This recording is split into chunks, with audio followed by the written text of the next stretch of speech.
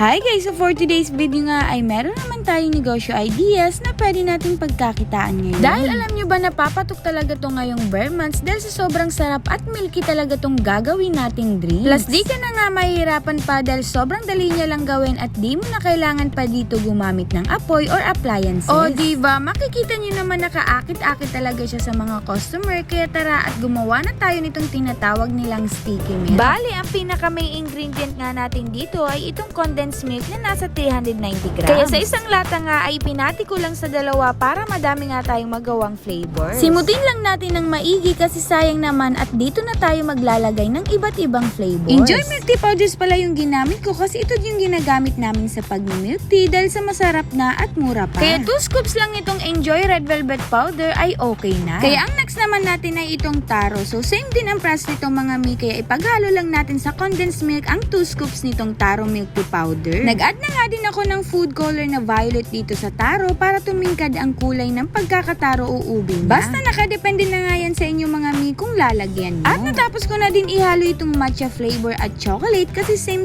din ang process basta mahalo ng mabuti sa condensed milk. At madami ka pang ang pagpipilian nitong Enjoy Milk Tea Powders kaya ilalagay ko na lang yung link kung saan pwede bumili. So ipag-ready na nga natin dito ang 16 ounce na cup at punuin lang natin ng yellow para refreshing. Tapos lalagyan lang natin ng 100 ml na fresh milk or kahit ano man na gatas ang mas prefer nyo kasi mabibili naman to sa mga grocery store. Kaya pagkatapos natin mailagay yung gatas dito sa ating mga yellow ay isunod na natin yung ginawa nating red velvet flavor. Tsaka natin tatakpan itong cup lid pero kung may sealer machine naman kayo ay pwede natin tong isil para di matapon kapag i-deliver. So ang next naman ay itong matcha flavor dahil alam kong madami talaga ang may gusto sa matcha. Kaya same price din mga mi sa 16 ounce nga na cup ay punuin lang natin ng yellow at lalagyan ng 100 ml na fresh milk. Basta dapat sakto lang yung paglagay ng ating gatas at wag lang punuin para may space nga yung paglagay natin ng na-mix nating condensed milk at flavored powder. At makikita nyo naman dito na sa nagawa nating mixture ay kalahati lang yung nailagay ko sa kada cup kaya may tira pa. So sa dalawang condensed milk nga mga mi ay pwede tayong makagawa ng 8 flavors. Pwede nyo nga din ilagay sa ref yung tira pa para kapag may umorder na sa inyo ay naka-ready na. O diba, sobrang dali niya lang talagang gawin mga mi at siguradong papatok talaga to kapag ito binenta nyo o i-add nyo sa paninda nyo. Kasi talagang maaakit nito ang mga customers dahil sa iba't iba ang kulay at flavors ang pwede nilang mapili. Plus di nga sila magsisisi kasi worth it naman talaga dahil sa sobrang sarap at milky pa. Kaya pwede nga natin itong mabenta ng 65 to 75